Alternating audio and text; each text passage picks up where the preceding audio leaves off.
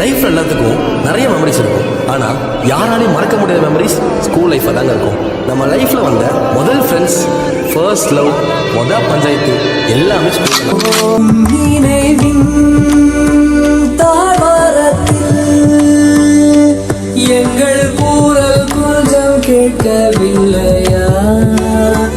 மனமெல் மேல்வானத்தில் எங்கள் ஞாபகங்கள் பூக்கவில்லையா?